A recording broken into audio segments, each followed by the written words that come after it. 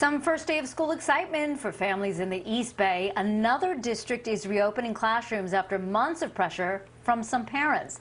Today in the Bay's Chris Sanchez joins us live in Danville this morning with details on that and the new legal action to try to open other schools as well. Morning, Chris. Good morning to you, Laura. San Ramon Valley's youngest students will return to the classroom today, but not without a lot of pressure by their parents leading up to this point. This is one of the ways that parents tried to protest their local school district to get kids back into the classroom. They had drive-by protests like this one. They also threatened 3 board members with a recall effort. Today, students in transitional kindergarten through 2nd grade will return to the class. Next week, 3rd through 5th graders will return along with special day classes, and the board is still working out when 6th through 12th graders will return.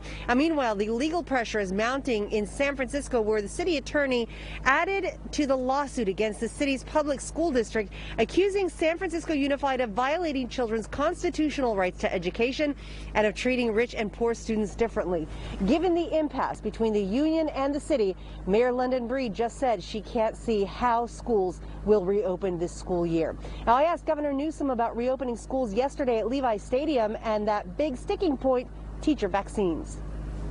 Is there anything that you can do to standardize that response to the teachers and the teachers unions about vaccination so that we can get our public school kids back in class? I speak to you as a public school parent. That's exactly what the legislative package is all about. That's what the statewide plan was all about. That's what this $6.6 billion framework is all about.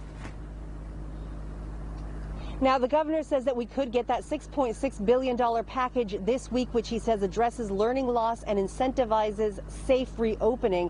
The package would also include standards for testing, spacing, PPE, and perhaps would allow for an extended school year and maybe even extended school day. Maybe not what the kids want to hear.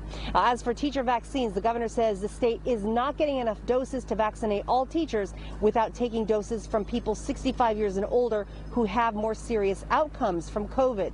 He adds that the state is following CDC guidelines that say teacher vaccination is not critical for safe reopening. Now, that being said, the CDC is expected to release revised guidelines for school reopenings today. However, we expect that those guidelines will build on the existing framework of teachers not needing to be vaccinated versus changing that position. But stay tuned because we'll bring you that as soon as it is released. In Danville, Chris Sanchez, Today in the Bay.